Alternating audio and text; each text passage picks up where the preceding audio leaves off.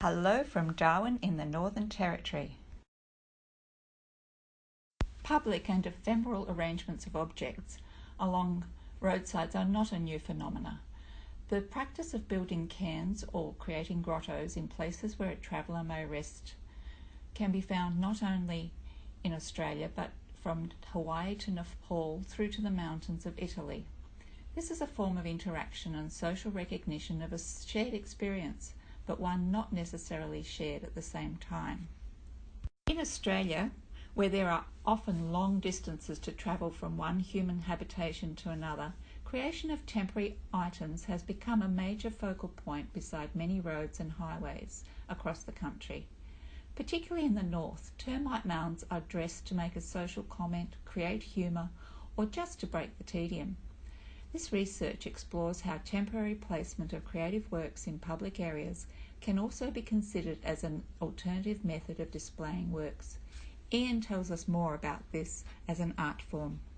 The locus of my practice centred on the marginal strips along the verges of the Stuart Highway in the Northern Territory, from Darwin to Alice Springs, and other major highways across the tropical north. This practice began firstly by examining the dressed-up termite mounds that are observable close to these highways. There have been 10 road trips which covered over 40,000 kilometres over 3 years to photograph, record, research, and finally install the small studies for portraits. The inquiry involved an exploration into the comic anthropomorphizing of these termite mounds into amply built human bodies as paintings. The road trips had a sense of adventure and fun despite the challenging nature of this travel. Once I'd done some paintings, I had a problem with exhibiting in the white box of the Elite Art Gallery. The works were so out of place from their origins.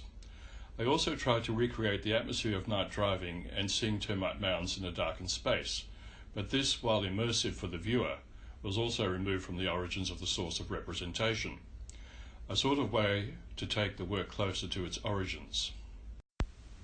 Potlatch is a North American term for largesse that linked the indigenous gift-giver to social standing and prestige.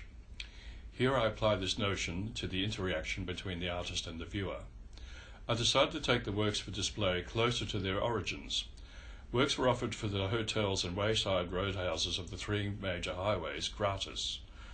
This was on the proviso that they were displayed and never to end up in something like an opportunity shop. The sighting of the work was entirely at the hotel staff's discretion. A body of work, usually 10 pieces, was taken into the pubs and roadside stops for review and possible selection of a singular work.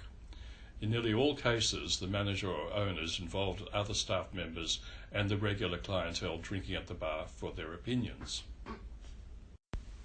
This donation of paintings into a social context as a form of potlatching was not motivated by a need or expectation of reciprocity, nor was it a charitable act to help others. Rather, the purpose of this gifting is to challenge materialist values wherein the donation of works is not for any profit, and in that way may be more similar to the Australian tradition of potlatch. These actions echo Bataille's concept of non-productive expenditure of energy. As installation, the interiors of these wayside stops become a sort of grotto and a space of shelter against extreme heat, flooding rains, and other oppressive characteristics of the tropics. They also become a comforting space for lonely and isolated people in this vast outback territory. Moreover, this places work alongside paintings and artefacts in remote areas. It establishes a focus for tourists and locals, and thus adds to the economic and cultural life of all the unique sites. Many of the remote roadside places lack any sort of formal exhibiting space, so these hotels and roadhouses double as a social centre that allows for a focus of dialogue within the community. Thus, we suggest this form of art and installation can extend inclusive art communities. We hope this expands on notions of how public art and exhibiting can be considered. In conclusion, unconventional installations give artworks exposure to a wider public, encouraging participation.